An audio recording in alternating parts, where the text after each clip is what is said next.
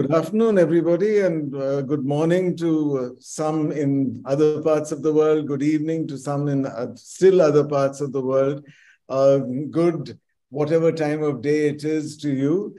And welcome to our satellite event for the 8th International Conference of Women in Physics. This is, in a sense, one of the two workshops that is starting things off. This is a precursor to the actual conference, which will start tomorrow. So we are very excited to be part of the EQUIP. And EQUIP is, as you all know, the International Conference on Women in Physics, and it is being hosted by India this year. Unfortunately, the entire program is online. Well, fortunately and unfortunately, the fortunate part is that we can really have a lot of people.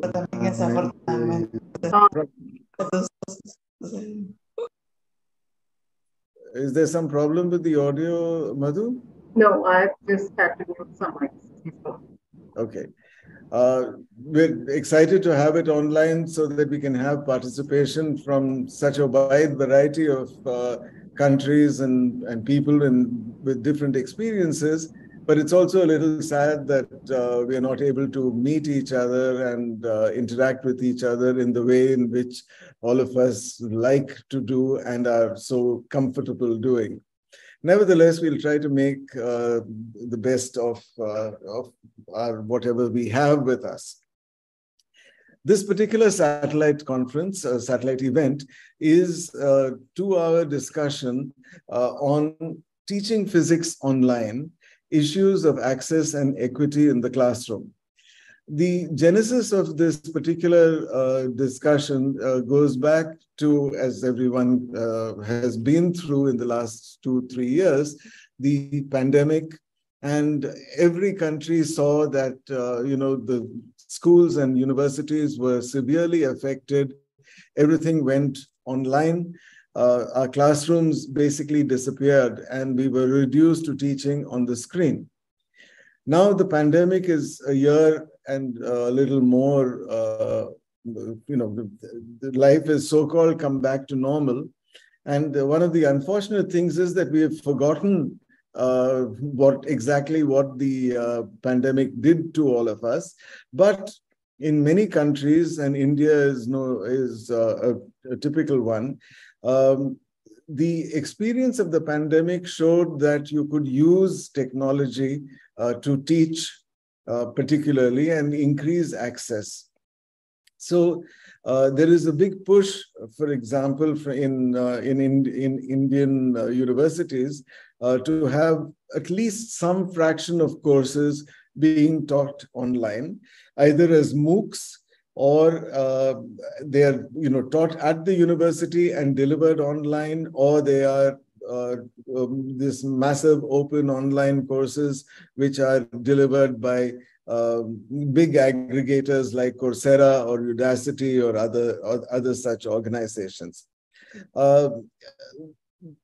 One has different opinions about whether this is good, bad, or whatever, but since we are physicists, we thought that we would like to have a discussion and see what our community feels across the world on the matter of teaching physics online.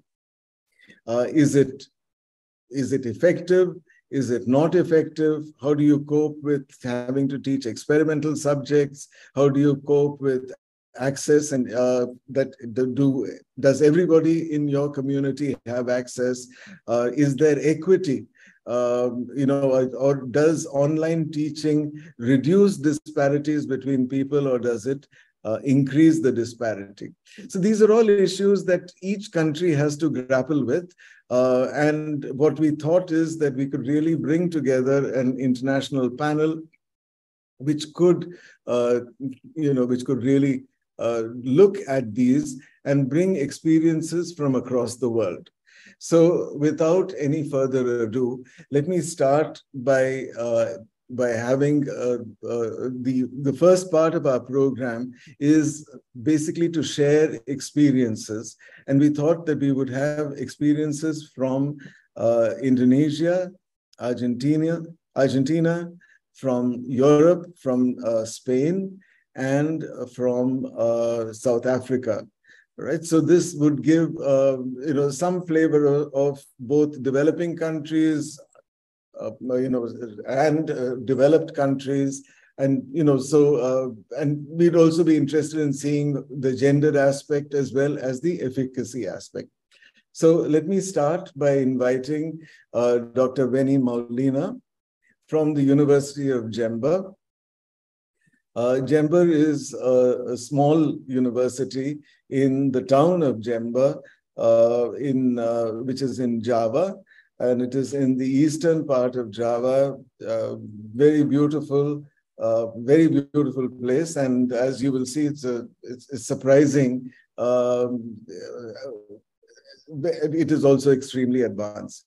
So, Veni, a word of introduction about yourself would be nice, so that we can share this with everybody. And then, would you tell us how you coped with teaching physics online? About the timing will be kept by Madhurima. What's it, about 10 minutes?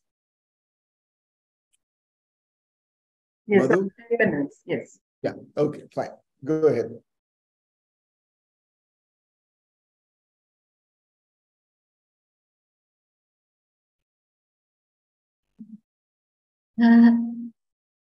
Okay, thank you very much, everyone. Good afternoon, everyone. May we always be in a good health and spirit.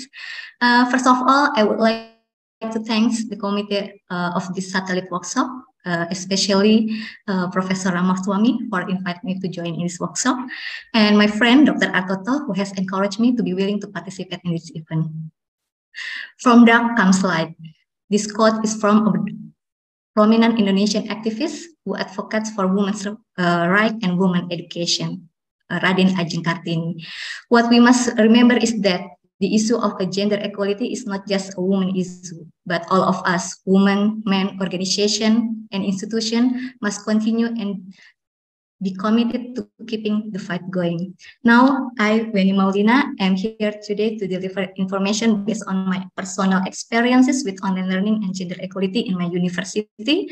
On this occasion, I will discuss about single sign-on concept, how to organize learning and research activity at Physics Department, University of Jember. Before discussing that, let me show you where is the University of Jember. University of Jember is located in East Java, Indonesia. If you want to go to Jember from India, you can take by plane to Surabaya first, and then continue travel by plane or train to Jember. And this is the maps of our university. We have 15 faculties and 100 departments, and this is the location of our faculty in Faculty of Mathematics and Natural Sciences. And this is the picture of my department. Our department was established in July 9, 1997. Now our department has 2 programs, undergraduate program and master program. And we have 7 laboratories for women's lecture in our department, have some in leadership positions such as our vice head department and some of our head of laboratory. Now let me demonstration of our physics staff. Our women lecturers are about 35%. However, the surprising thing is our new physics staff from 2014 until 2022. Totally there are 3 lecturers, all of them are physics. Women in physics. This is the picture of the woman in our department. Actually, there is no gender inequality. Some of women in our department can occupy the position in our departments. And how about our gender ratio student in my department? If you see the graph, the amazing point is that the amount of our women students even more dominant than men student. Around 72% our student was a woman. In classroom, there is no inequality for women and men students. All of students get some opportunities. They can sit side by side each other without distinction. And women students in our department have some opportunity, for example, for further study, for getting scholarship, and some of leader in organization. Now, let me explain how we maintain all of activities, for example, in learning and research in my department and university. All that we need is single sign-on get. If we want to do all activities, we just click this single sign-on web page, just input username and password. We can log into all applications. We can access it anywhere, anytime, and anyway. Totally, there are 30 menus of activity to choose from. For example, if we want to learning and research activity, we can click SIACAD menu. SIACAD means Academic Information System.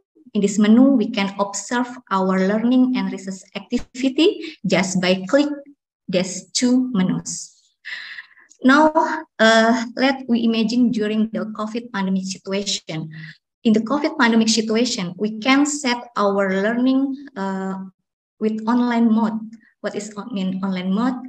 We can set up our meeting class with Zoom tools. Besides that, all of students can also explore all the courses materials by click this MMP menu. This is what the view of our MMP menu. Student can download all the courses material in here.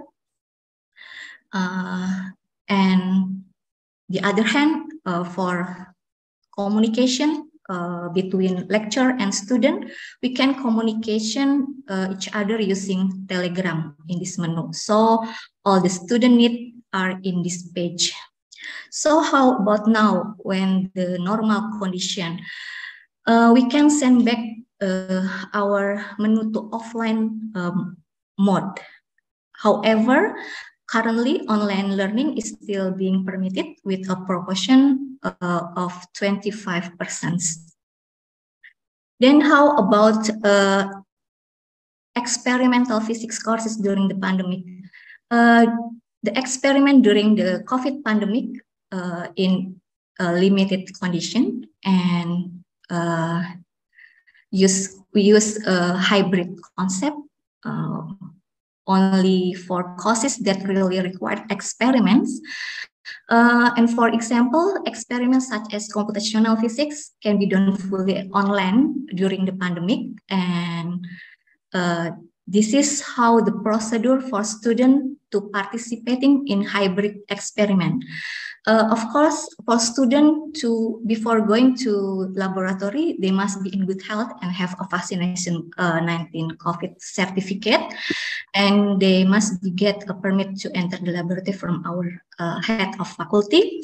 And because the occupancy in the laboratory is limited, so only 5 students is allowed to do offline experiment.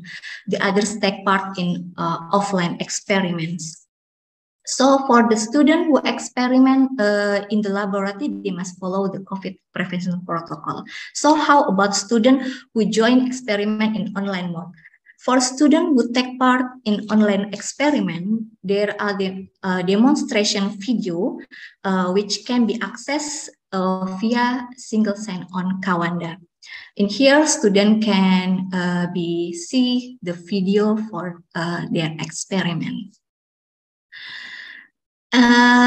During the pandemic, with online learning certainly provide advanced disadvantage for students. Of course, for students when the pandemics being online classes, it's more easiness to accessibility so they can attend the class from their any location without being restricted by geographical boundary. And for lectures material, they can recording, archive, and share gitu ya, at any time.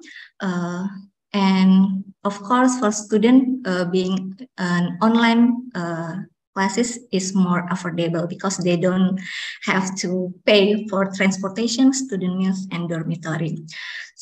But the biggest problem for student when doing the online classes is about a network connection.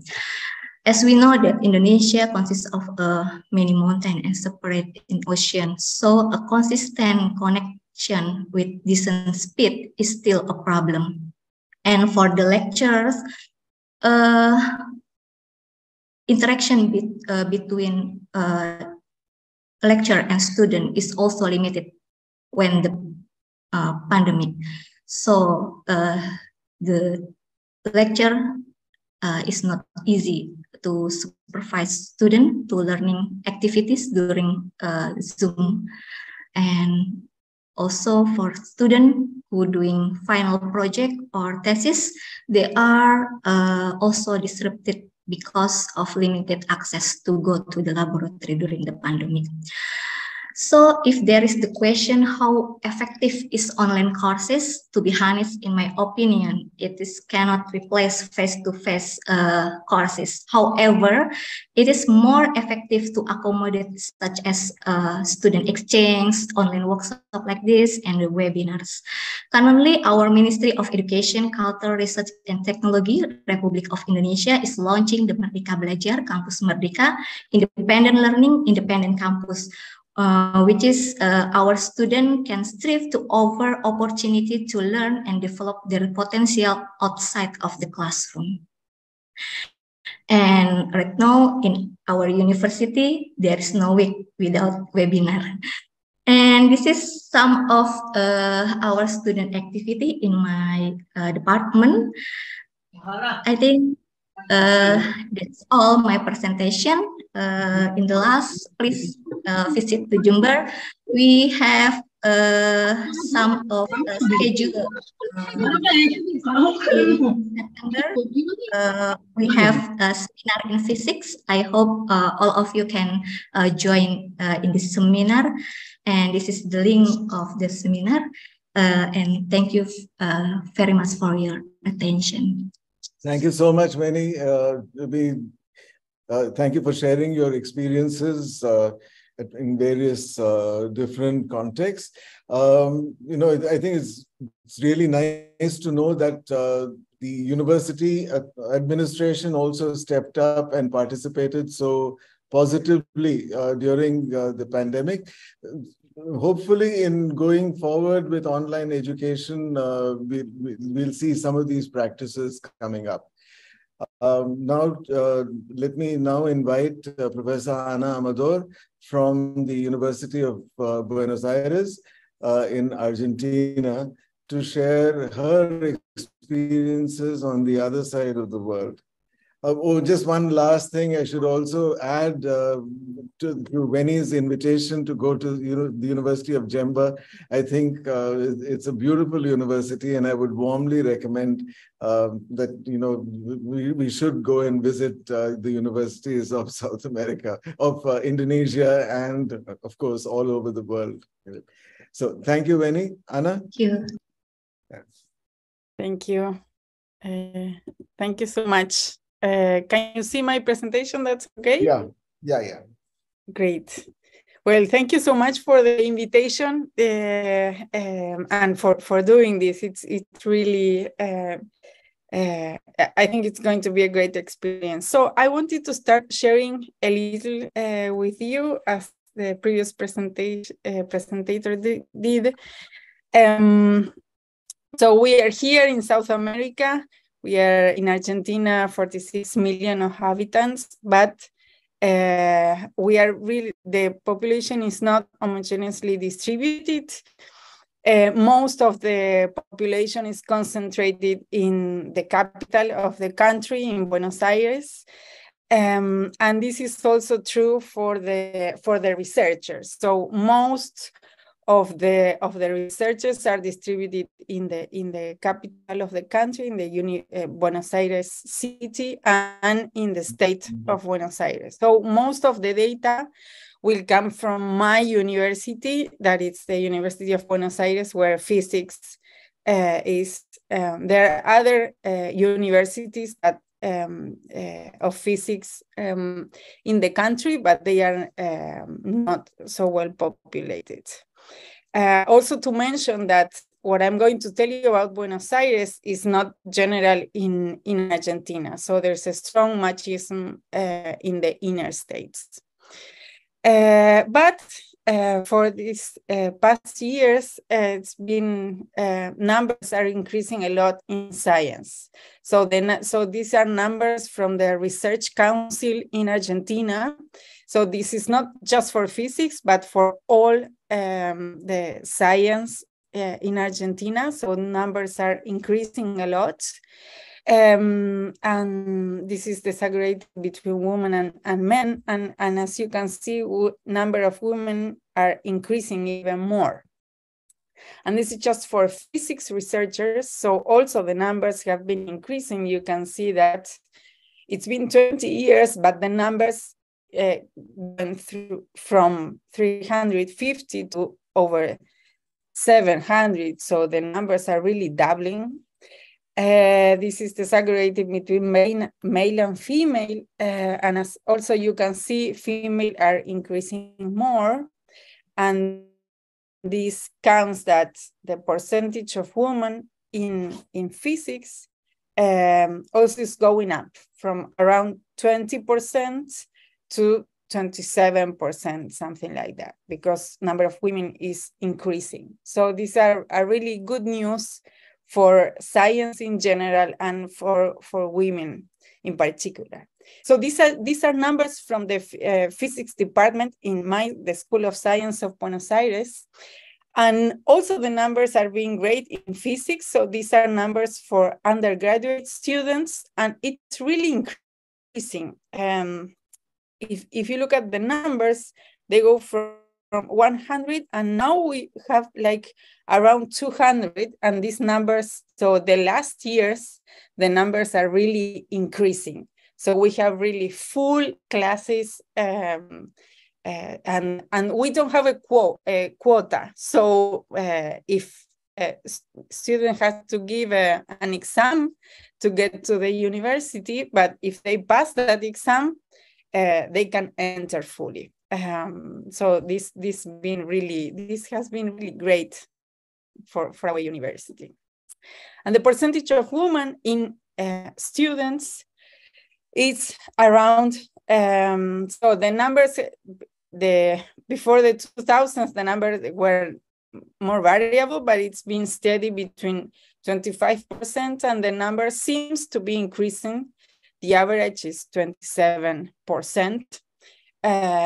of women. And this is kind of a steady state for numbers. I wanted also to highlight that in this year, some scholarship for women, for students, but directly to women, has been open, and this has been great, especially to help these students to finish the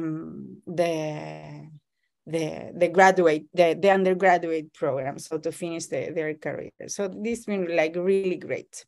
Also, I wanted to show you some numbers regarding professors to give you like a whole scene of what how is the physics in Buenos Aires, and these numbers are amazing. So it depends on different categories of professors. So full professors are still kind of low, 24%, but for the numbers, the global numbers, I think this is really great. And if you look at the total, so it's almost 40% of women professors. So this is really, really great. If we look at teacher assistant or senior lectures, the numbers varied. between, so this is a strange number, 26%, but it goes between 30 and the graduate is almost half of it. Also PhD. So as you can see, the numbers in students varying around 30%, but I wanted to highlight the high number of women professors.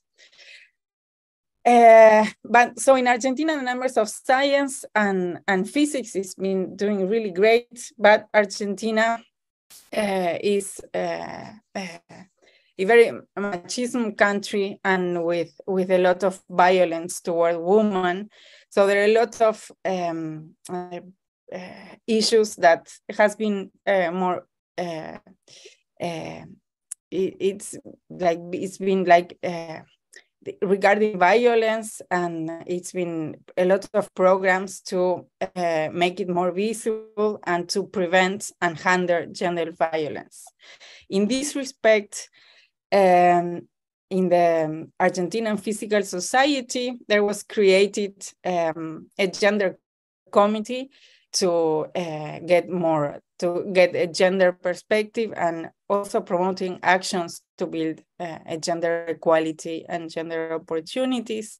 And in the School of Science also there has been a lot of gender programs and really look at generating material and making courses towards gender equality. And in the last year, this program was promoted to be a secretariat in the School of Science. So this has been really great. But let's go to what happened in the pandemic. So there were a lot of online materials for lecturers. Again, I will tell you about my School of Science, a lot of courses online. And also we have a YouTube channel where all the courses of physics are there and are still there. The only thing is that they are in Spanish, so you have to know Spanish to understand it, but there is a lot of diversity, and I think this could be great for Latin America and and Spain, like all the countries that understand Spanish. This has been great, and this is material that has been there. During the pandemic, also the classes were not offline, but also doing online classes using Zoom. So all the teachers the professors has to be there giving the lecture online, so to allow the students to make questions. This was like really important for maintaining contact. And also the online issue is that you don't know if you're giving the lecture, it's harder to see if the students are understanding or not. If when you are in the class, you can look at the faces. In this online Zoom, it's harder. So we prevent these online classes using Zoom. Also, we had a great experience in the laboratory. So the physics has 7 courses of laboratories. And at the beginning, we struggled, but then we developed courses doing experiments at home, some experiments, but also, for example, for laboratory with electronics, experimental kits were sent to each student so they can do, and also using the telephone. Now we can also do more experiments, all the mechanics experiments and recording using the phone as a part of the laboratory. So this was great. And also, Anna, yes, just a minute or two, huh? Yes, I know.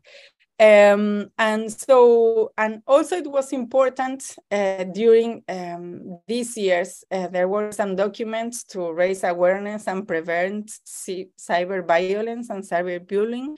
This was really good handle.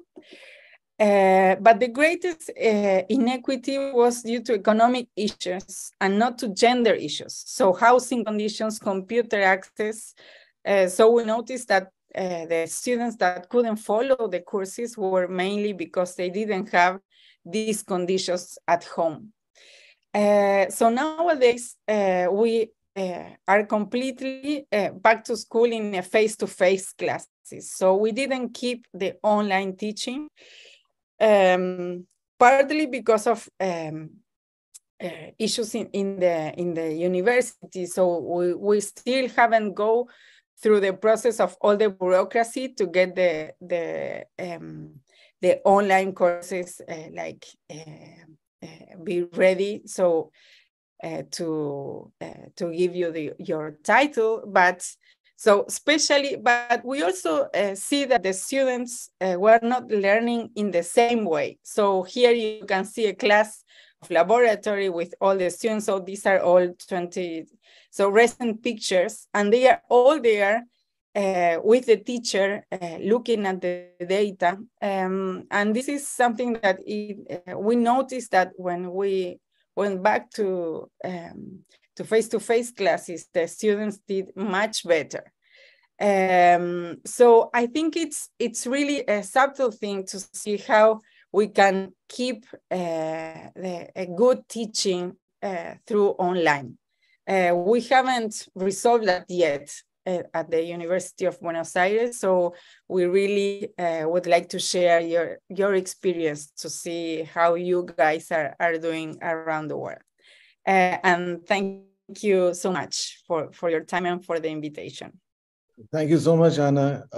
You know, I mean, the point that you made that gender, at least in different countries, the intersection of gender, economics, housing, you know, all these can get conflated and really reduce the access issues. You know, and well, I'm sure that we will hear more of this from different kinds of societies. But in India, for example, with economic level, when going down to the poorer levels, the number of devices in a household is not equal to the number of children. And if that number is not equal, girls get last preference.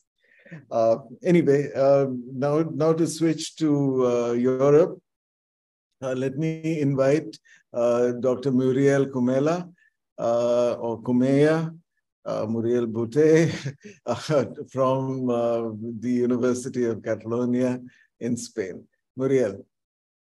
Okay, thank you very much. First, congratulations for the 10 minutes, please. Huh? Yeah. Yeah. First of all, congratulations for this initiative, which I find super interesting. And I hope I'm also able to share our experience around these issues. So this is my name, Muriel Botey. I'm currently Vice Dean of Quality Assessment and Social Commitment at the Barcelona East Engineering School. This is in Barcelona, in Catalonia, at the Universitat Politècnica de Catalunya, Polytechnical University of Catalonia. So this is us. We are a university spread over different campus. This is a bit of the picture of our small country, Catalonia, and the different campus located on different cities. And overall, this makes around 32,000 students over a population in Catalonia of 7 million people. So, as everybody, we went to online due to pandemics, but our university is a presence-based university, and we are back to offline nowadays. I will comment on this.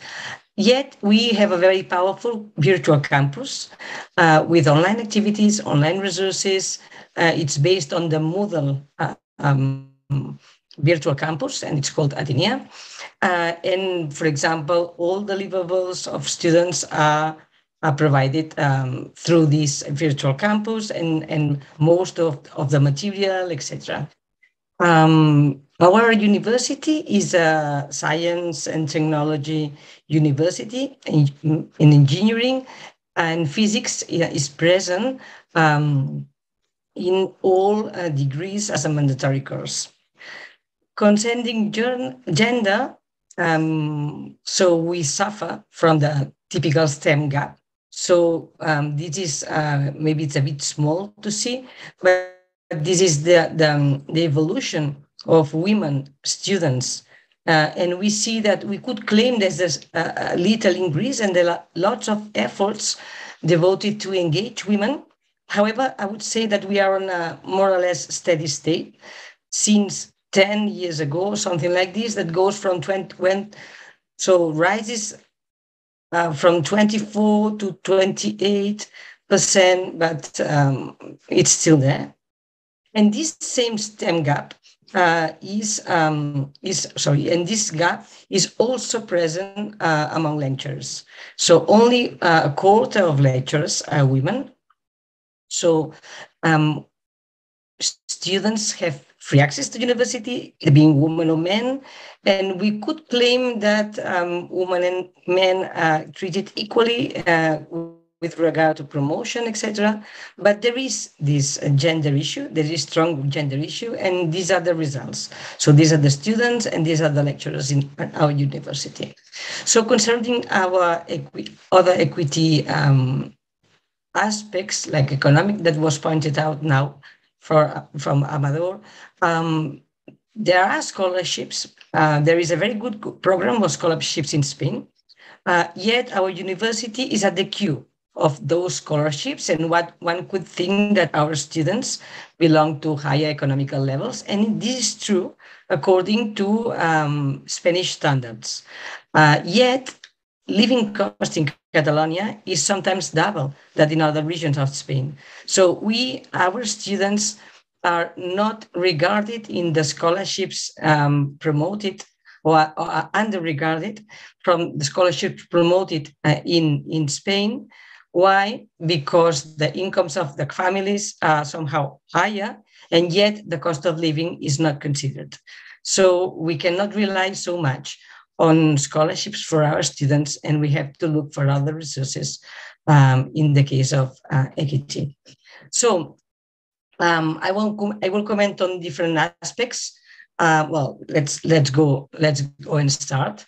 From April 2020, as everywhere in the world, classes were fully online. In our case, this happened during a weekend. So on Friday, we said goodbye to the students, and on Monday, classes were starting online through Google Meet that was available for all students.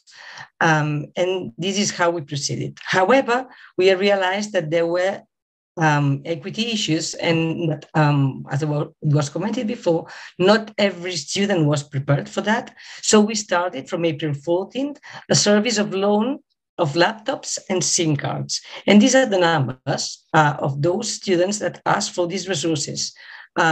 Surprisingly, yet only being 28% of our university, 53% of women asked for those loans. And if we look especially at laptops, this raises up to 55%. So in the end, women were less equipped than men, irrespectively of their economical background. And this is something that surprised us. Since then, and this is something that we learned from pandemics.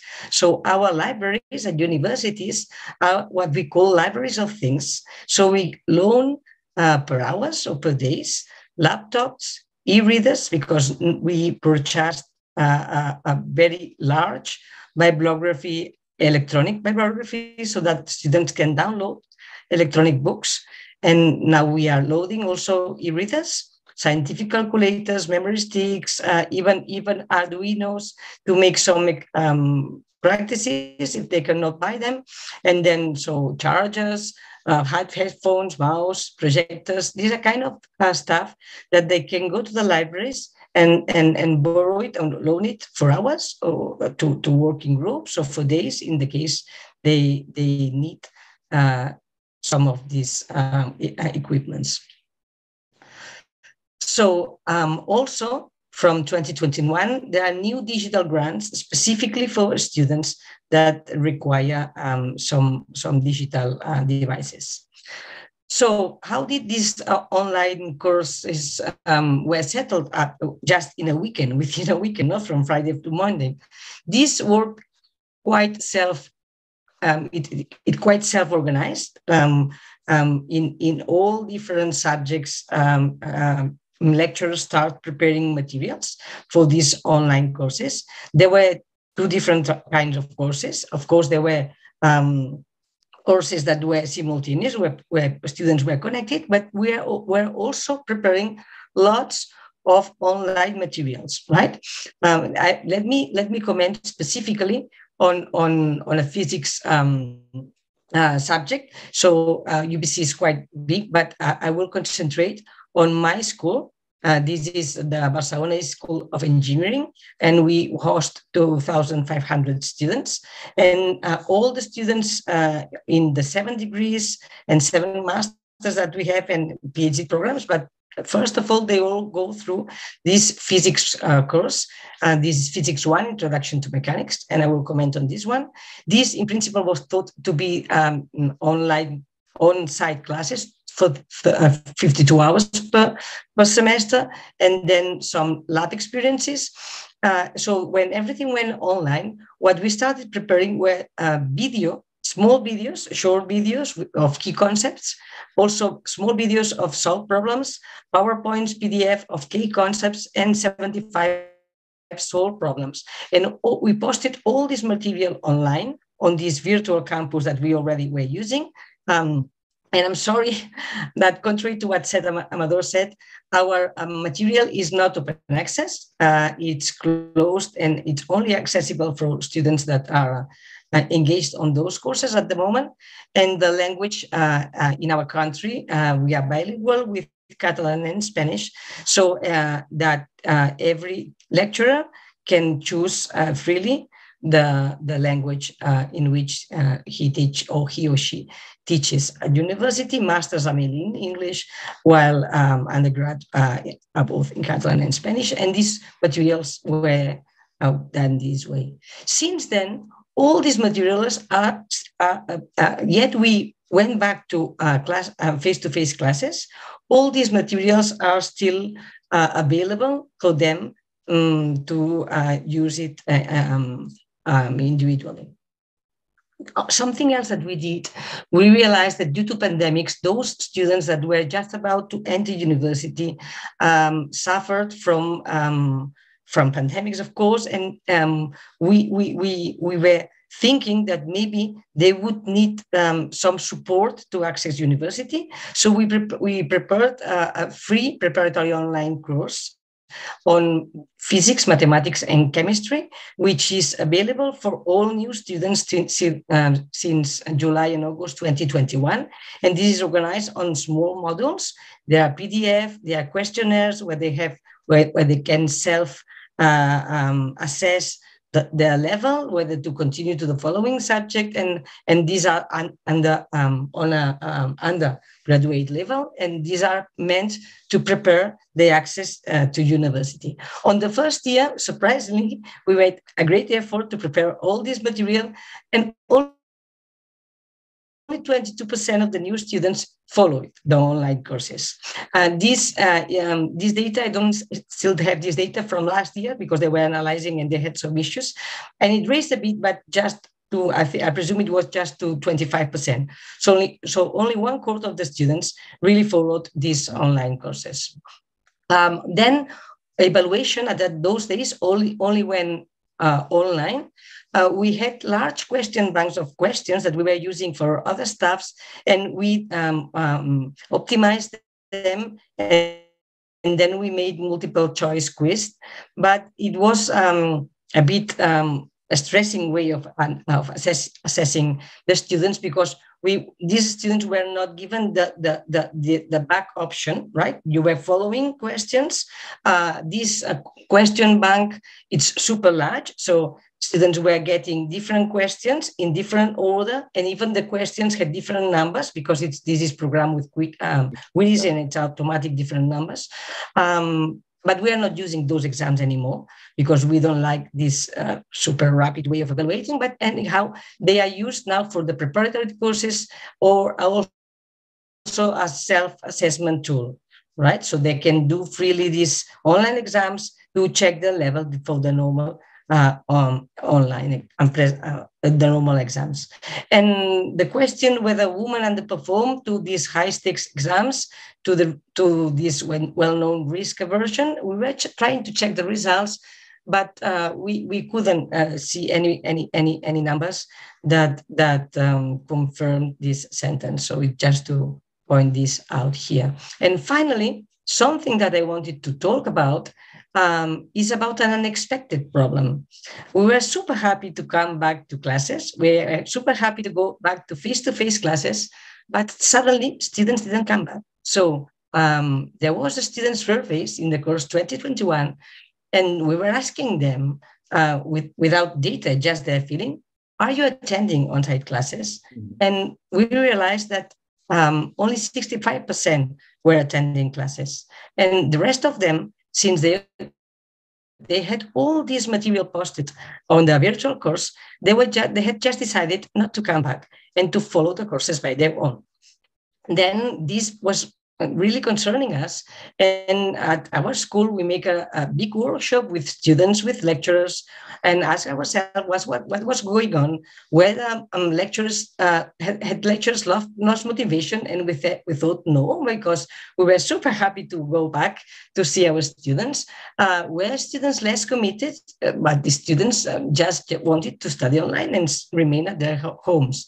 Then this year, we made a new real survey, so counting really those students being in class, and the surveys confirms exactly the same data. On average, 64% students are attending, and take into account that in laboratory classes, attendance is mandatory. So in non-mandatory classes, only 44% of students are coming. And this, especially in the case of physics, drops down to 36%. And we can check, for example, in calculus, where they also have very good material posted there online, that this attendance is only 26%. So the question that arises is this online material damaging the opportunity or the chance or engaging less our students to come to our campus? So should we withdraw all this material? Should we keep it? Because in the end, we don't have the in mind. I mean, at UPC, the willing is to back to on-site classes and not to continue with online. And so this is what this figure scheme here, that the amount of online resources may be affecting seriously attendance. And concerning the results of students, they are not so good. Over 100 students do not meet the necessary criteria to continue in our university every year. So 20%, those 20%, okay, the study, I didn't provide all the details, but there are 20% of the students that claim that they are never attending classes. And this relates quite well to the number of students that are not meeting the criteria to continue. So this is our unexpected problem after pandemic and after all these efforts to generate this online material. So that was all. Thank you very much for your attention. I just post my email if anyone has any question. Thank you. Thank you very much, Muriel, for your candid sharing of your problems and the data. A few days ago, we actually had a discussion on whether multiple choice questions, this online examination is gendered.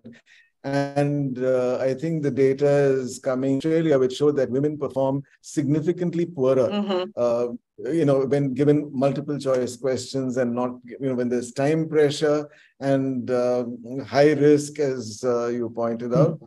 So there is definitely evidence on that.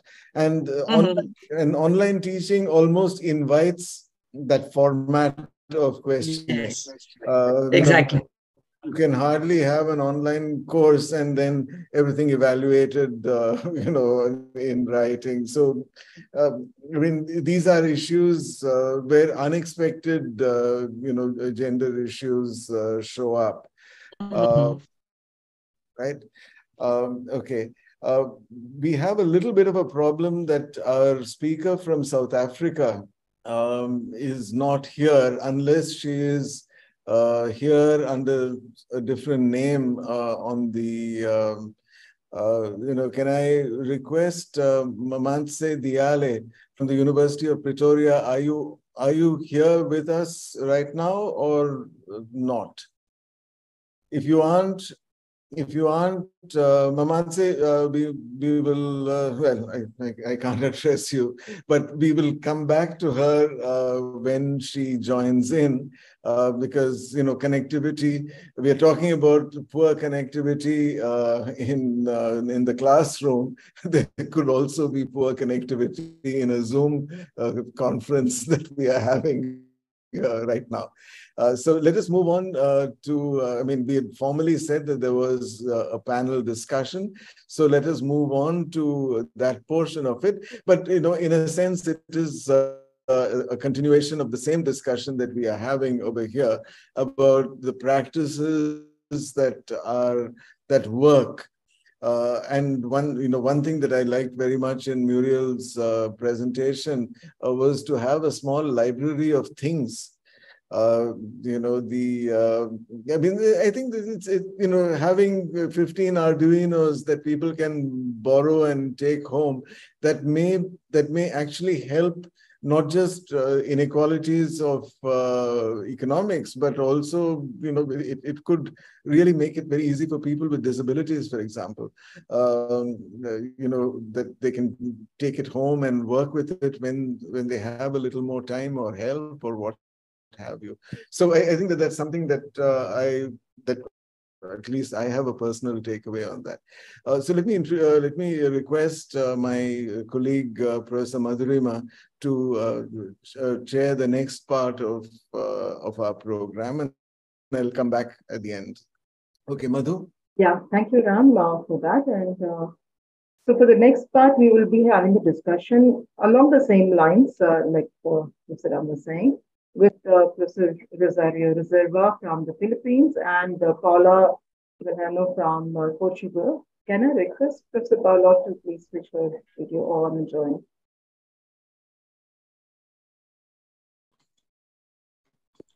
Professor Paula?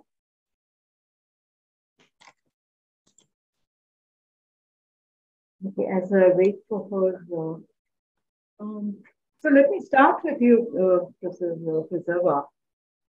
We have been discussing during the pandemic at various occasions on the efficacy of online teaching and how we were all coping up.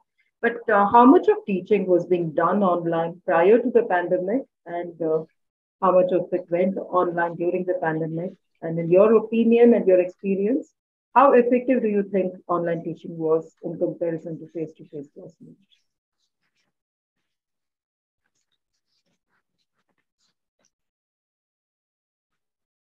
Professor Reserva? Is it me? Yes. Yeah. Going to answer. Okay. In the Philippines, we never had an experience of having online physics instruction before the pandemic. I think I have asked through questions, survey questions from different institutions. And so the same experience, so it was during the pandemic that all of us here, different institutions have the first time to have this online instructions in physics. So it was really very challenging for us because we are not prepared like the rest of the world. We are not prepared in terms of our online modality, but nonetheless, it has given us a first-hand experience in handling our classes through online. So when we ask how effective are we in our online, that would depend upon our situation, depend how equipped we are in terms of our technology. Like in the Philippines, we have varying speed of internet, which varies from one region to the other. So I would say it's about 84% percent, 84% 84 Mbps for a download rate through a fixed internet, and around 24 Mbps for a mobile internet. So that's the speed. So that's the reason why you have some difficulty in accessing resources. We have, especially for our students to submit to our learning management system, we have difficulty because of sometimes we're affected with the speed of our internet connection. So in terms of the support of our administration, we were given every faculty was given a laptop, and then some subsidy in terms of buying what we call this internet load. So we're given, but those were only few months in a year of 2021. And then in terms of the training, we were not, because we are not prepared. There were series of trainings being conducted by our administration, also with the rest of the universities in the Philippines. But in the end, we still have a lot of challenge that we have faced during the time of pandemic when it comes to our handling of online courses. I understand. We have always mentioned that the internet facilities has always been a problem in Philippines. Right. Professor Paula, what has your experience at the University of Aveiro been with reference to online? Yes. Good morning to everybody. Can you listen to me? Yes. Yes. So if online teaching classes were a mess, lab was even worse. So I said to you, we stopped 1 week, and then after 1 week, we were already teaching. And in many of the topics, what happened was that my colleagues went to the lab to do the experiments and to very quickly prepare an experimental demonstration and getting some data. And then the students were analyzing the data, following and answering to the questions, was something that in 3 weeks, it was prepared for really being able to teach all the experiments. So that's what happened. So different types of experiments were videoed and all the data to be analyzed, okay? And again, we also use all the tools available, particularly from US universities. As I said to you, they are doing this as a business for a long, long time. So there was a lot of inspiration from that. And it was, we did it, but the students, they really like to put their hands on the material, on the experiment. So this was the part they didn't like so much from our point of view. Having said that, again, there was a kind of a legacy. And now when we do, for example, outreach activities in which we go to the high schools and talk, we use these movies as demonstrations. So they were not completely worth time spent, but currently not exactly the best way to do it. Yeah, one of the issues with conducting experiments online seems to be a lack of experiential learning. So we all feel that this is really not adequate, and we need to rework on the experiments. And one takeaway that we had from yesterday's discussion, which is significant, is that many of the virtual experiments do not seem to have a component of error incorporated into them. So you get exact answers every time you repeat the experiment, and that's really not what experiments do. So there is a problem with that. Yeah. What has been the kind of... However... Yeah. Yes, Paula. However, I should say something.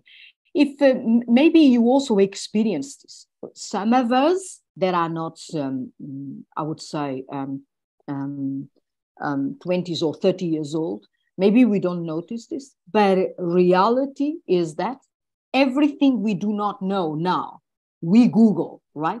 Right. So if we want And what is happening that is really impressive, even in my home, we have, imagine a new equipment. Before we read the instruction manual, we go to the YouTube to see the movie, okay?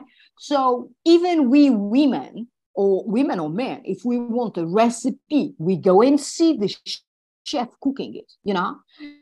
And if you are, for example, student of medicine, you go and you watch, right?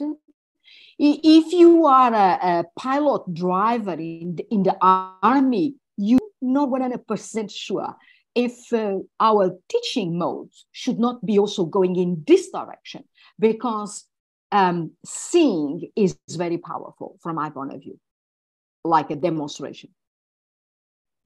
Yeah, that is also the same experience that we have. We have been getting much help from the video lectures of different universities, lectures also for laboratory from different sites, no, because especially that we lack resources. So it is really a big help to us here in the Philippines to make use of these videos to enhance our learning in the lab as well as in our lectures. What has been the kind of support that you have received from your institutes? Hello? Yeah, yes, Ram. Yes, Ram. No, I just to step in because both Paula, Rosario, Madhu, I mean, you see,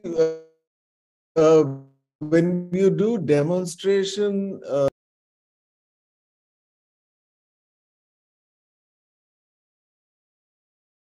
into the experiment, you know, use the pops, use that, you know, that is so popular now. It's, you know, when people make TikTok videos or what have you, or cooking, you know, you gave the analogy of cooking, where they really go really close in and show how the experiment looks from a distance of a few centimeters or so.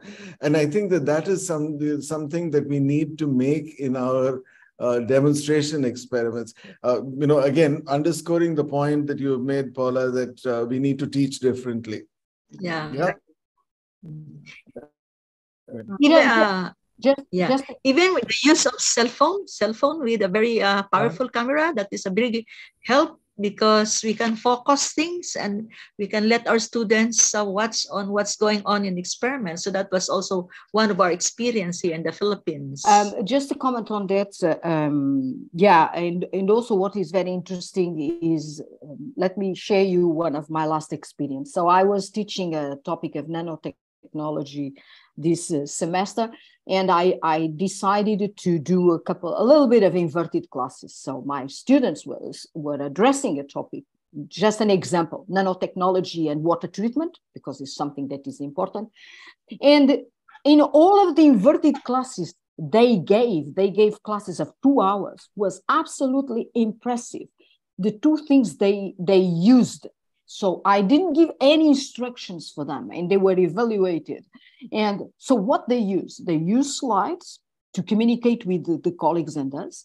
They use a lot of videos, and they use a lot of games to attract the attentions of the colleagues, you know, like games about the topic. So what I've just said, do you know this? Do you don't know that? So it was absolutely impressive from my point of view. And the entire class was applauding all of these different technologies. It's just to let you know, and they are maybe 22 years old or something like that. That's wonderful. So yeah. So Ram, can we take a few questions from the audience of this stage? Are there any questions from the audience? We have a few questions. Actually, you know, hello, Madhu. You go ahead. No, I just wanted to tell all our panelists and other speakers that there are questions that are coming up from the audience. And I think that the participants would really like to, you know, to have some answers to this. Let me also point out one statement. Muriel, are you there?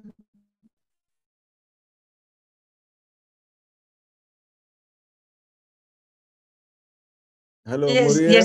yes, I'm here. Yeah. Why don't you the joining of universities has happened in India to make a very powerful online platform, which is called Swayam. Everybody can contribute lectures, and people can, if you take a lecture from this particular consortium, it will be online, but it will also be for credits.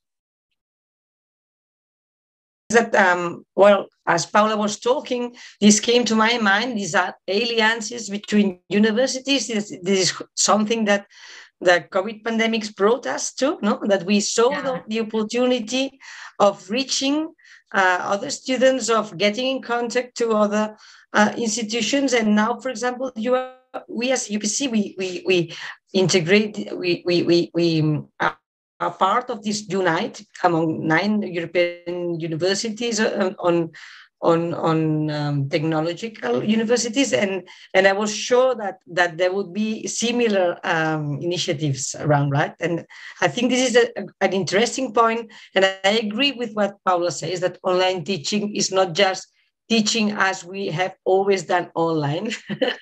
and this kind of new initiatives goes in that direction, right? On opening our minds and thinking out how this online teaching can contribute, how to explore these alliances. And okay, this was my question I wanted to write. Thank you. Well, thank you, Muriel. There is a question from the audience. Mr. Zach, I think it's a Mr. Zacharias, as I can see, who wants to ask a question. Zacharias, would you please prepare your question? Meanwhile, let me point out that Sally Jordan has had a comment over here. She says that she works for the UK Open University, where for more than 50 years they have done supported distance learning.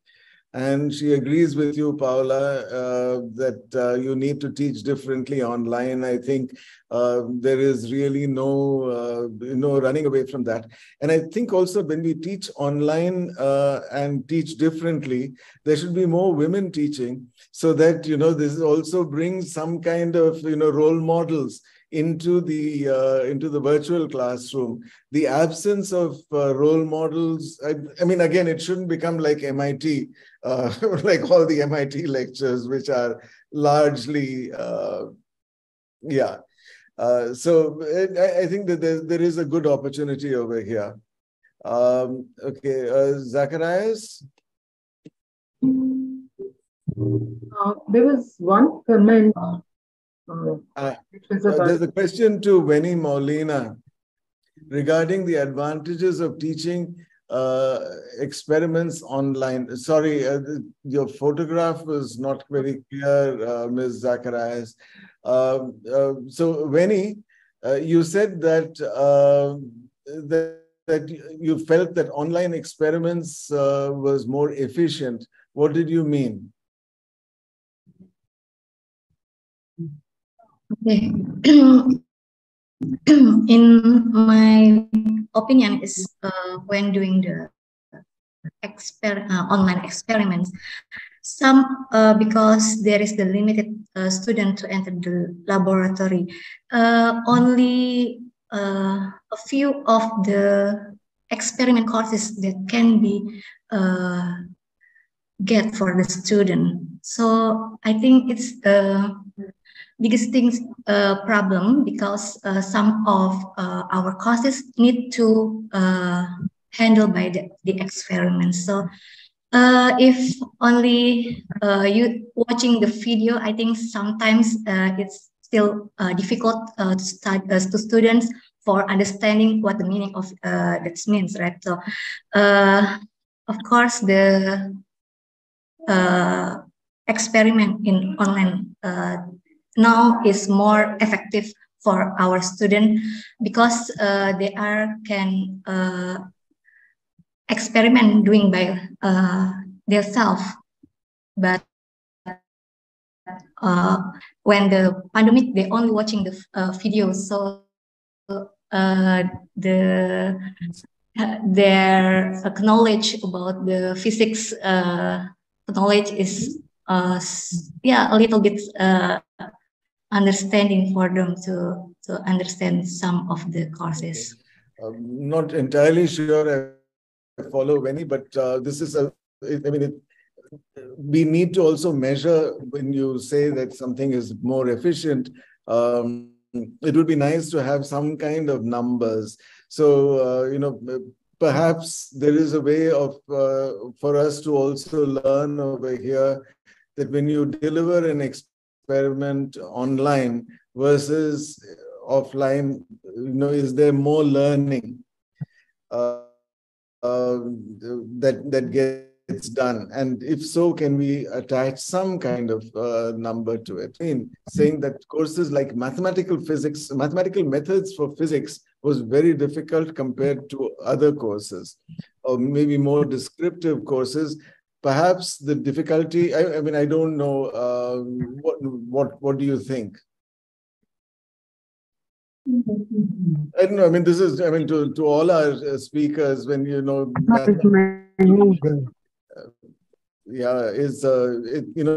somehow, in a classroom, because math physics is something that you teach on the blackboard, is too many PowerPoint slides. Does that take away from some subjects also?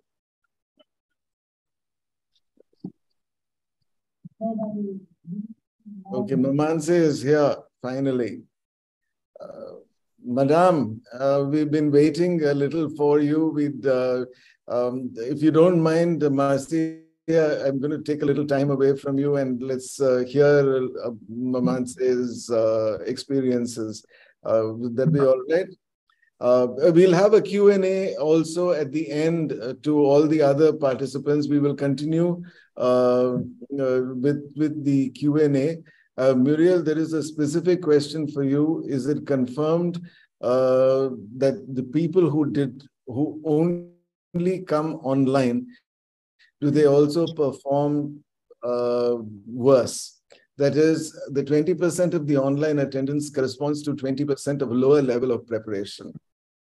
All right. Okay. But we can talk about this afterwards. Let's hear from Mamanse Diale from the University of Pretoria in South Africa. Mamanse, in about 5 minutes, would you share with us your experiences of online teaching? Good afternoon, colleagues. I happen to go to a place where network is just a trouble. Good morning, all. Good afternoon. Is it good evening where you are? Good afternoon. Whatever you're saying is correct. Thank you. Let me say, I am not really teaching the undergraduates for now, but my experience has been that during COVID, when I was teaching online, even if it was postgraduates, there was more success than the time that I spent with them in person.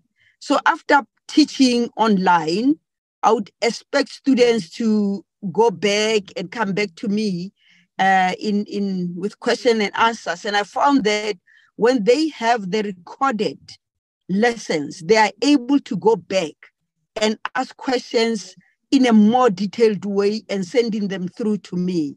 So I have found that teaching online is very, very effective because you are focused at the time when you are teaching. Students are not there to disturb you, so you are able to give your lecture fully until you have finished presenting your lecture, and thereafter you ask students to send questions, and they send these questions whilst you are teaching on the chat and also after the teaching of the lesson. So what I have discovered is that also when it comes to experiments, some students would find it difficult to do experiments on their own, but when we guide them through online teaching of the experiments, they are able then to come back to the lab with a prepared a way of doing experiments, and they're able to do them better than when they are not doing them online. So according to me, I think the experiences of teaching online,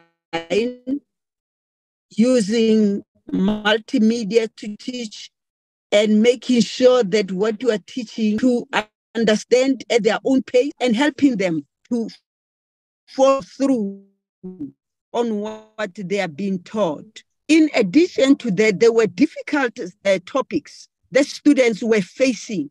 But as you work through the problems, line by line, online, the students were able to follow in a better way than when we are in class. For me, when I'm in class, sometimes you rush through the working out of a solution because you are rushing over time.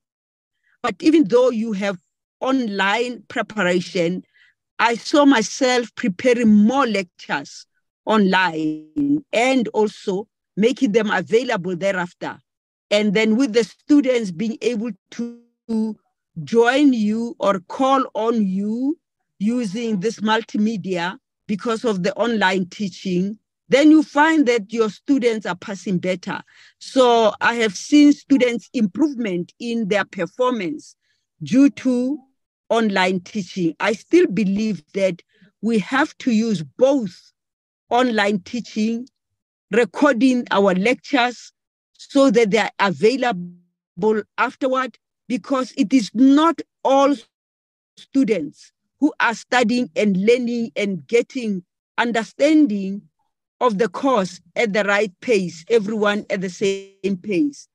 We have seen this happening with many students, and I recommend that for myself, I did go through again and again, and those who were attending online lectures during that time do better. So in addition to that, even working out problems and sending them through as individuals, I found that it is more beneficial for students and also very quick for me when it comes to marking all those exams. Originally, tests and tutorials. Originally, when this thing came, that we were going to do practicals online, it was like, I come from the old school of thought. I expected the students to come into the lab and touch the apparatus.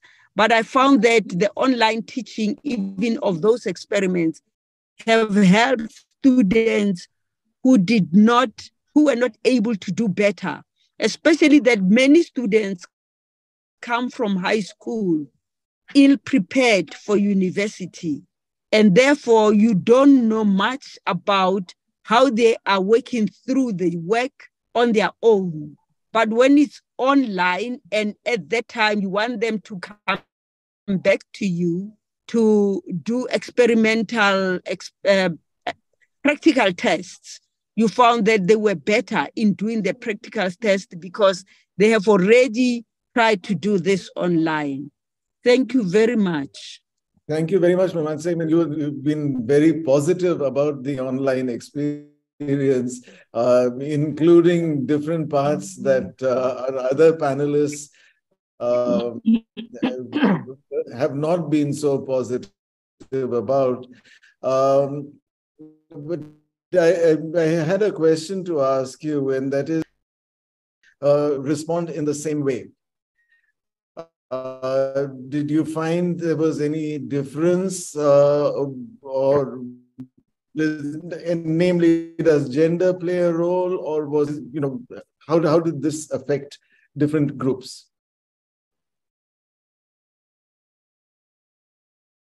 Yeah.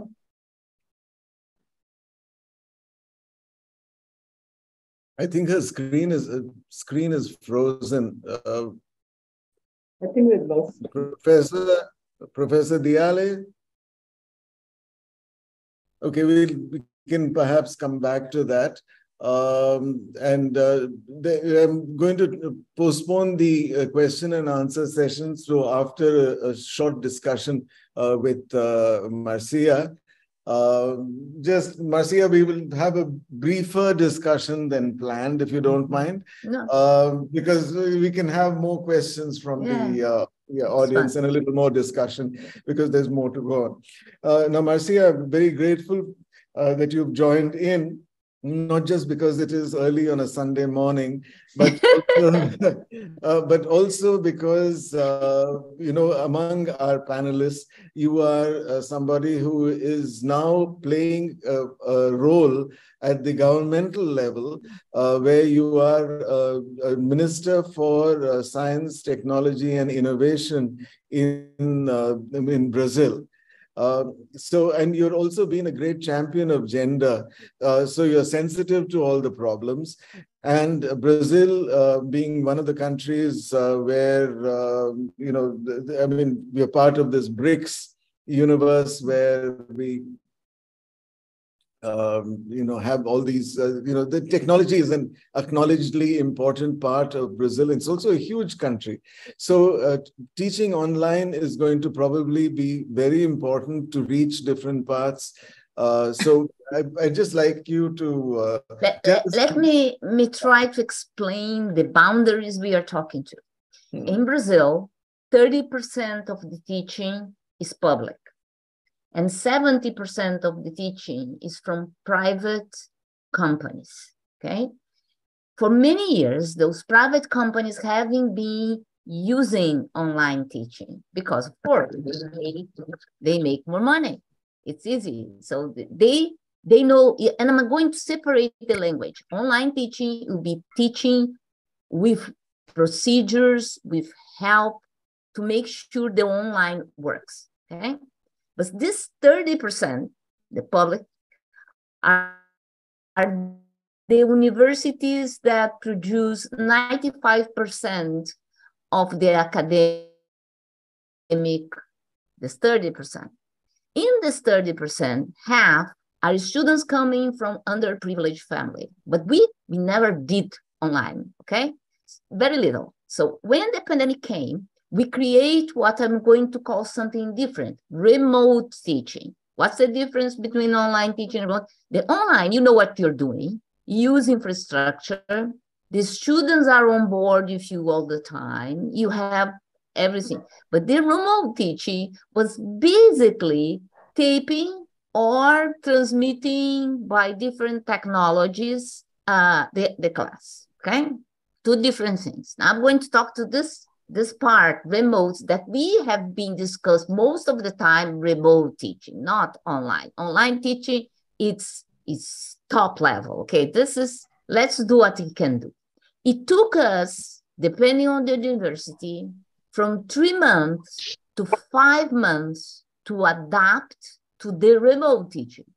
I'm happy to see that I think what Spain could do from one day to the other. We couldn't, because we have to guarantee that each student have a way to have the class. So we have to provide money for them to have a cell phone and have a chip on the cell phone, okay? That took us a long time to make. That creates a crazy thing in the universities, okay?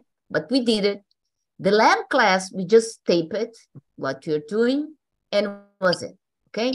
Now, when we come back from this, we observe the same things that we are mentioning here. The students don't want to be back.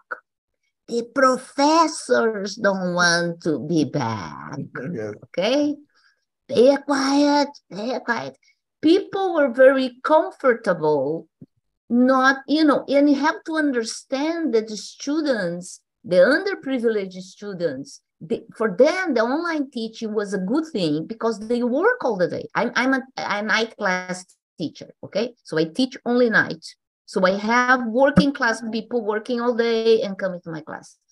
Being online make the vision of the students go down. You understand that? The students, they stop going to class because they have to work, they have to pay the fees to go to the classes. So the students, because this remote, I'm going to call, is not the online, it's not the high level, it's the thing we are doing. But even the thing helped the underprivileged students, okay? But when you came back, we realized that the good grades they are getting were because they are doing all kinds of things, you know, also we mentioned. Yes. And that basically we have in physics, I mentioned particularly in physics, we have 2 years of very little learning, okay? 2 years of very, so now we are coping, but the students are wonderful. So in a semester, everybody run and they cope. One thing, but now let me say the good thing about this online lesson. We can reach more people, but not doing this. You understand that you have to take this lesson you learned here, and we have to develop technologies that really answer to that. Why I'm so worried about that? Because in Brazil, to enter to these public universities, you need to pass an exam. And the percentage of the number of students trying to do the exam is going like that. So people are under economic pressure, but also people are not trusting anymore what we do at university. You know, this teaching, it's not realistic anymore. So we need to rethink the whole system by inverted classes, by taping, by understanding, by doing a number of studies. So this is something people are discussing without having a clear view what we do about this. But we need to change. If you want to reach more people, you need to do this online teaching. We need to do that. Brazil have a lower percentage of students from 20 to 25 years old at university than any other country in Latin America. So we need to, we are not like Argentina that everybody can come because we are huge numbers. We need to change that. And online you have that. The bad news, let me bring gender to the board. The bad news we have about the situation which you have online is that usually you don't have infrastructure at home for everybody. So we will be the ones left out. And we have a wonderful movement called Parenting Science that shows that. So the white man will be okay, doing everything. Then we come for the white woman with no kids. Then you go to the black man, and then the white woman with kids, and the black woman will be, and the one, even if the ones without kids will be the bottom, and the even bottom, the black woman with kids. So we need to make it more availability. And I love the idea of having a library of stuff, you know, that you bring, it's a great idea. And even imagine a library of piece of Arduino, so we can provide. Yeah. And regarding the experimental classes, I love the example of cooking, okay? Because the example of cooking is that you go online to learn how to do, but you really need to do the cooking. Yeah. So we need to have the online of the experiments, but we have to go and to have the, even if simple things, and to have the connections. Yeah.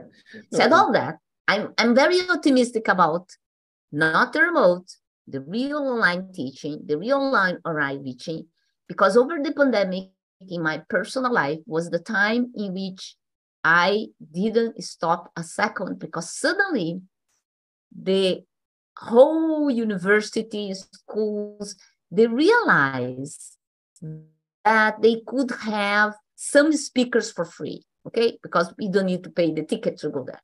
So in my day was giving a talk about physics, giving a talk about gender, giving a talk about science policy, because, and we could reach houses. So I think we need to modernize what to do. We need to discuss how to reach students. But only doing this remote thing, I don't think, we learn that the students came back with good grades, but not that good knowledge.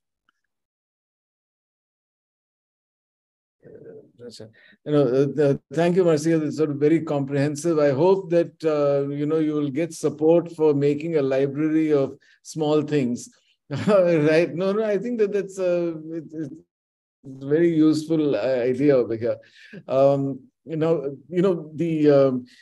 What is the sort of do you have a Ministry of Education or a ministry that regulates? What is the kind of regulation that online teaching needs? Okay, the first thing is that we have to split. We have this private sector that's already on the game, okay, but they mainly they use teacher power as they wish. The issue with the public sector is that we are allowed to do online teaching, but you don't have enough funding support to doing that at that level. And also the professors have freedom. Private sectors, the professors don't have freedom. They do what the boss tells them to do. But in our system, we have to be able to engage the professor that this top level online teaching is a good thing. So, and this is only done with funding, so it's not regulation they need. The need is really to engage the people that we need to change. As you might feel in your own career, engaging people to change what they have been doing for decades is difficult. So a number of funding support are being developed. I might say at this very moment, Brazil is in a very reconstructed moment because, the Minister of the Education was the Ministry of the Education was being really attacked over the last 4 years. And they are rebuilding things, and there is a number of challenges they have. And one of these challenges is this discussion, how we have a way in which to attract more people to the university. I worry about the decrease of people interested in going to the university, and also we need to have more people, we need to have more funding to support people to go to the university, and we have to have more funding for online teaching. So it's about a battle about where to put the funding. But really, I think the biggest challenge is how you convince our professors that we need to change the way we teach, like inverted classes, by bringing, involving the students in the experiments, taping, but also bringing them to the lab. So it's a number of challenges that we need to do. And usually we win the challenge when you have funds, so people get, additional money for doing something. So one last question for you, Marcia, in terms of, this discussion is that you are now the Minister for Science, Technology and Innovation. What do you think you see, because innovation is something that you do when you have very practical experience. Now, if you find that, people have been trained or a large part of their training has been online, do you worry about the impact it will have on innovations, the kind of innovations that might be coming up? Again, let me say, I think the online is the way to attract people to do simple things by themselves. You understand? You see, and you say, I think I can do that.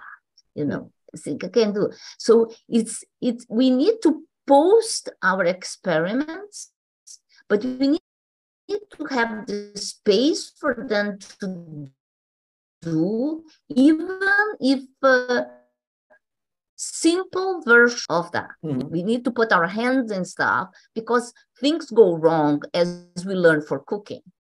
I never, I'm a bad cooker, so I never was able to reproduce exactly what the online was teaching me. So really, you need this hand-on thing. And one of the things this our type of online teaching works well is that in addition to have the online, in physics and engineer, we have a moment in which people get together to do things, okay?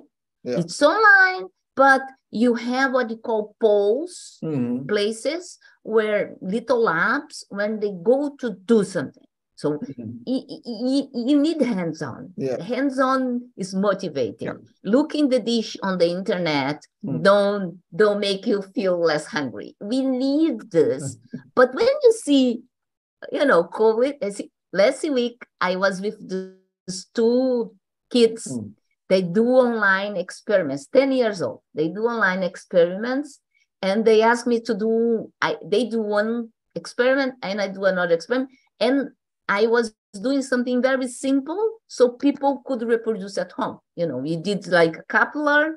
You can, even if a small bottle, put a pin and water was flowing. So we rub a stick and you put together, and the water will curve because of the dipoles and the electrical. Simple, but you can explain about what very little experiment. Then we took a balloon, we put water in, and they show me that when you heat it, the balloon don't explode, and you can talk about specific heat, you can talk about things. So, and people can do that at home because they say, this is not real, what's going on, so let's do it at home. So we need to combine this. Yeah. And you don't need to teach everything. But remember, we need to do this level, because this level, what I learned is that when they come back, they are not well prepared. And they can pass the exam. In my own disciplines, I combine exams, this cross-link exam, with oral exams. And it's like that. They are 10, they got 10 in the written, and not so good in the oral. So you understand, we need to, you need to do something better and to do it better. And we didn't have this chance over the pandemic. Okay. Now, I'm going to request you on behalf of all of us listening here today, Marcia, that, when you do your experiments and you see success, you will please communicate to all of us as to how these things are to be done. So let me turn now to question and answers for everybody. Actually, I'm sorry, Professor Diale, Mamanse, you've had your hand up for a while. Is there any specific comment you'd like to make? Yes, please. The socio-economics of a country requires that we do the online teaching very serious. I like saying that when there was that landline telephone, nobody thought that quickly a cell phone will come and take over all the spaces. So let us all invest in this online teaching. And then I believe that the professors who are still lagging behind, they will join us on the way. For those of us who come from the socio-economic backgrounds that are mixed, Marcia spoke about the white man, the black man, the white male. I have seen women who come back to school, having children.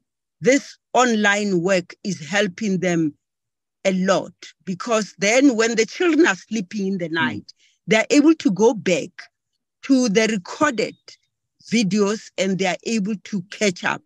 I had one student, a female student, an older student from another country, from Uganda, and she has done very well. But when she came in, her standards were very, very low. It was not the right standard to go into a master's degree. But her university has already registered her. So we taught her from scratch, but we showed her how to navigate the online systems that are there so that she can be educated better. Thank you so much. Thank you very much for those comments. I think it's an important thing that the socioeconomic status of a country, the sociology of a country actually, it is something that we have to look at. And I have another request to make of Marcia. Because you're the one among who has a lot of power these days, Marcia, I hope. No, but I think that, if you put together a group of people who would like to collaborate internationally on research and, a project to do, how does one take one course?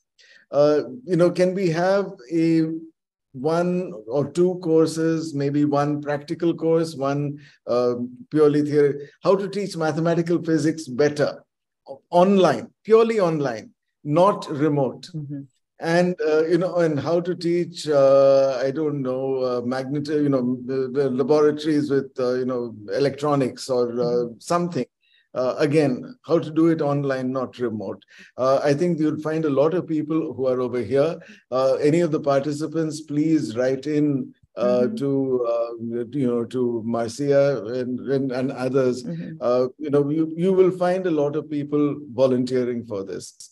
Paula, you had you wanted to make a comment? Yeah, just a quick comment. This is really interesting, So all the families on the beach, and then they said, what the hell are you going to do this morning? So, they are attacking me. You don't have time, and then on Sunday, you are going to talk about online teaching.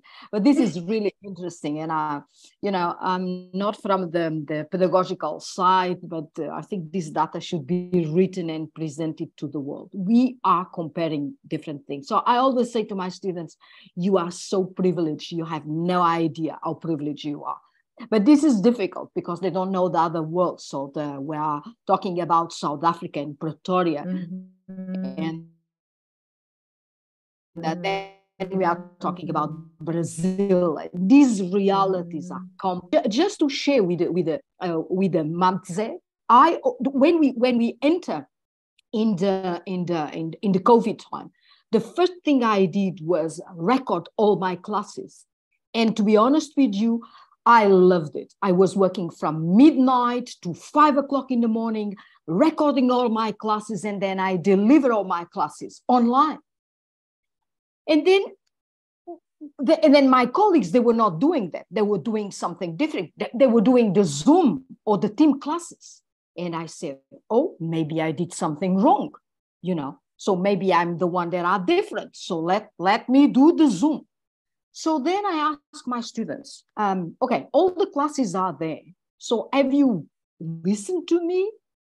And just one student said to me, yes, I did it. And it's interesting because I can be driving and listening to you. Mm-hmm. But the rest of the class said no. So to be honest, I still have my classes there online. Mm-hmm. Nobody's listening to me, So I really don't know how to think. Because if I would be in their position, I would love to listen to the class again. But I think this depends also a little bit on the maturity of the students. Because then when I'm doing with master students and they are having meetings with me, now they ask me to record the meeting because they want to listen to the meeting again. And this is not happening with the first, second, third year students. So I think there's also a problem of maturity. Finishing, my university is now training professors. So they implemented, we have a new vice rector to the pedagogical, I would say, part, and she's very into all of these technologies. So they are offering to the entire community training. Some of my colleagues don't care. They will not change a dime, but others, youngest one, they will change. So I think there will be a change. Yeah, no, I think there's going to be many changes, not just once, it is going to happen. Now, let me turn to some Q&A, and I should also point out to everybody that I was keeping you away from the beach and other such places until 4:30 India time, but which is now a minute away. With all your permissions, I'm going to go extended because there are some questions that have come specifically for different people over here, and I'd like to at least bring it up. There was a specific question to you, Paula. Did I understand correctly? And this is from Angelica Zacharias, who says that, did I understand correctly that several universities joined to teach a single class online? Is there a problem of homogenization and between different teachers? I'm not sure it was actually you talked about it or Muriel talked about it, about many universities coming together to deliver. Yeah, so Muriel, would you like to respond? Yeah, there was this previous question whether we could really correlate this 20% of students not attending and those who had bad grades, and the answer is no. The survey was anonymous, so we cannot assess this correctly. However, there are other strategies that we were trying to do after pandemics, is that we have organized that the last year students are helping the first year students in face-to-face sessions to help TOPS, and we have data from that. And we know that the students attending those extra classes perform better. So I would coincide with Paula because I also recorded my classes, and I can check whether they are looking at them or no, that they are not doing that. They prefer to either come or to look at the material. And I also agree that this also relates to maturity. I was talking of first year class physics, which is those students that just enter university and they don't really know the amount of work this implies. However, I would like to say that I truly think that the situation is very different throughout the globe, and that online teaching may be a major opportunities for many people, as it has been pointed out. So I would not like to withdraw this possibility, because I think it's something we have to keep in mind, and it's a great possibility for lots of people. However, our students at Barcelona are not taking profit of it. And this is what I wanted to say. So thank you. I mean, sometimes one finds that the students who need it the most use it the least. It's sort of inversely correlated with that. Sorry, unfortunately, I also wanted to tell you that I had another appointment now, and I should be meeting punctually. So let me thank you for the opportunity of being here and for the super interesting things I've heard, and all the take-home messages I take from this meeting today. Thank you. Thank you very much, Muriel. And this entire discussion will be edited and put online. So we are all going to be YouTube stars at some point. With all this discussion will be there, available for everyone to come back to. So we will do that. Thank you very much for being with us. Okay, I won't keep anyone much longer. Yeah, Ram, just a comment related with the question. I think the question was somehow related with the possibility of having classes all together from different parts of the world, right? I think that was the question. So as I wrote there, the University of Aveiro belongs to the European Consortium of Innovative Universities in Europe. And now this was a long dream. It took a long time to be really materialized. Materialized means money involved on it. That's always the thing. And now finally the European government accepted it, that there's European funds for that.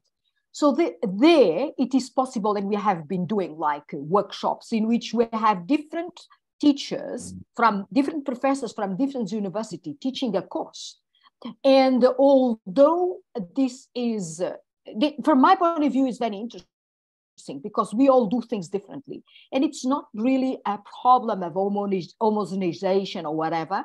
What really we used to do in the beginning is like a questionnaire to somehow understand what is the level of knowledge of the students. And then we somehow adapt. And then there's always a coordinator. So our experience has been very, very positive from that point of view. Okay. Well, Paula, if I might make a question, can anybody from the different university use this class to get credit? Yes, that's one of the things that is important, because the point was during a long time, there were no credits. So nobody was taking attention to that. Now they get the credits when they attend these courses. Yes. Okay. And there are other models also possible where classes are given online and sort of distributed, but the examination is local. So my student can take your course, but I will give the exam to them over here and correct it. So we can utilize the power of connectivity and not compromise on understanding from the students. There's a comment here, which is to all of you actually, that Harvinder Kaur Jassal teaches at an institution in Mohali. And her question is, when students come back to in-person, I mean, the difference between having learned online, she says that when students came back to the in-person classes, she noticed that the skill of doing long calculations was set back. And students said that they had lost the skill of sitting and comprehending, making notes and so on. And they had to actually do a lot of work to bridge the, bring them back to speed. Was this the experience that anyone found? I mean, if you can just share in brief. Yeah. May I say something? What did you do? Yeah. When we returned, we moved them to another scenario, and now we want to then back to school teaching from the 19th century. I don't think they want that anymore. You understand? Do they need to have that?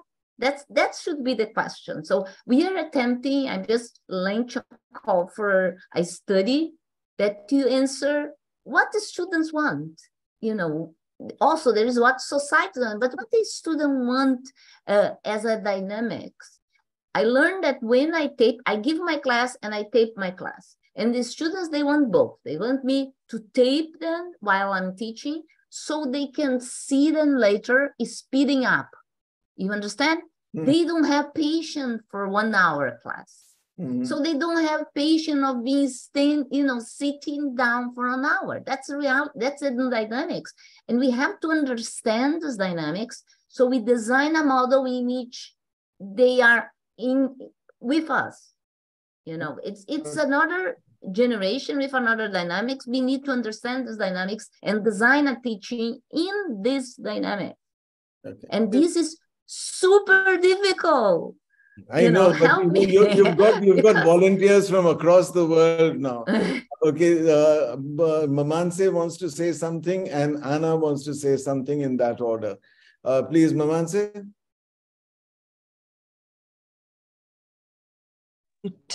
Okay, it's unmute.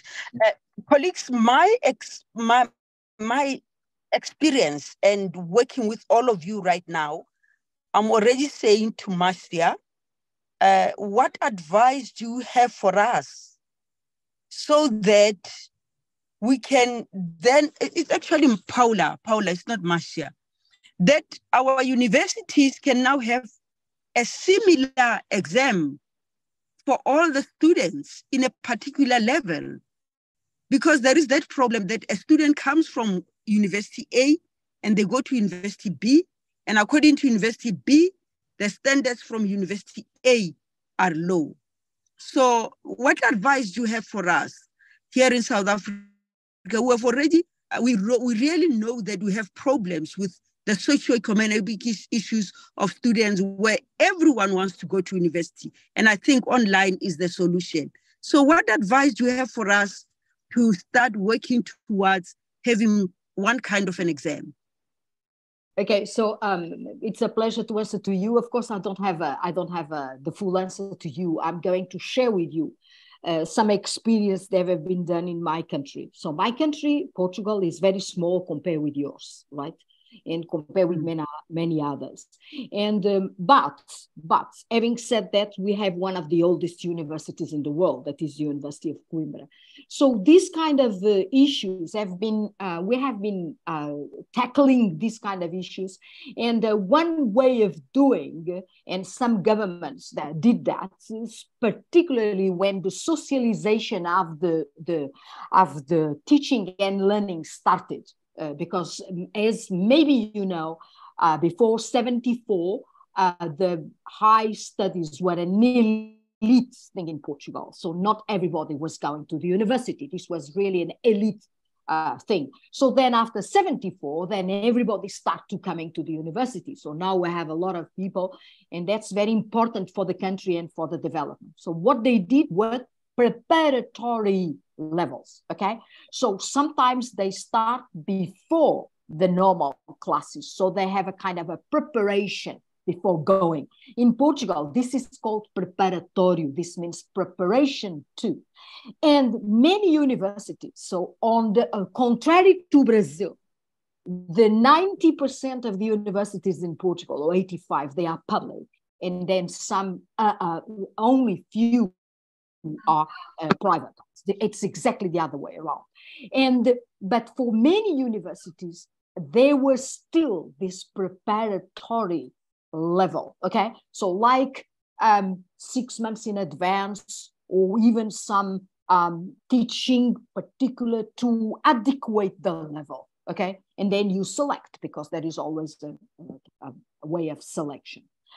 The other thing is that the universities now, that are very open, now they have somehow to look to what high school are doing, because in Portugal, study is compulsory until the 12th year, okay? So everybody needs to do 12 years of study. Then after that, you can decide that I'm not going to study anymore, or I will continue to different things.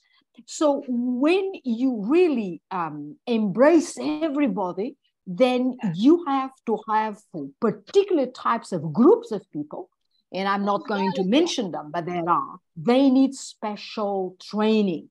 So the government is really looking at those and finding like mentoring to those. And that's a national program, okay? All right, good, fair enough. Anna, you wanted to say something? Yes, just a brief comment towards the previous question, and also adding up to what Marshall said, that that they don't have, the students now don't have patience. I don't know if it's so much of going back from online teaching, but because of the new times. So now the students are in social media, everything is like a 10 seconds video. So they are used to like everything's going so fast. But the problem is that the students need to concentrate. So for at least half an hour to understand a problem or to go through a problem. And we notice that it's really a challenge. So we are trying also some strategies in class. So when students that are doing really good teach to the students that are doing poorly in the course, but they engage in a way that they are not looking at the telephone. They are just engaging in learning what they need, the subject, or going through an exercise. So I think it's like, I also agree that these are new times and we need to find new strategies to engage the students, but they need to be concentrated for longer times that they are used to. And that is a thing that we need to think what we do with that. But these are like the modern times, I think. So just we'll be making a TikTok video of this entire panel discussion, and there's going to be a challenge to do that. All right. There's been a lot of requests, especially from Angelica Zacharias, about a variety of questions. But in one way or the other, you have answered some of these, but let me just make a comment of hers. Is it known if face-to-face tutoring has helped to improve comprehension? That is following up the online class with face-to-face tutoring. Does this really help the student? And I think by and large, everyone has said that the hybrid mode or having follow-up, etc., is extremely important. Right? I'm not sure that I see too many other questions over here, but there's a lot of requests from everybody that we should make a book of abstracts, or at least let people know how they can communicate with each other. And I think that, I think all of us will be open to doing something like that. So I promised that we would try to finish in 15 more minutes after the scheduled end at 4:30. So can I request Madhurima to do the last words?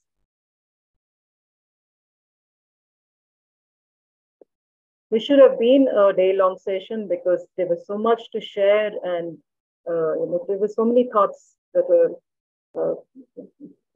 so many cross thoughts. This is very interesting to see that there is a global shared experience, especially things like needing a new pedagogy for teaching online, that students came out with more marks and less knowledge. I think this has been very common across the platform.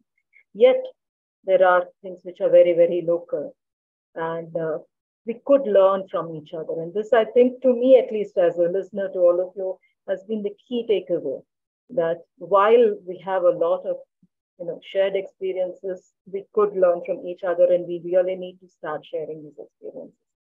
A different pedagogy is definitely required, but the idea of a library of small things is possibly one great takeaway from today's panel discussion. I think this should be implemented, because we do talk about the underprivileged students not having access to devices, to internet, so on and so forth.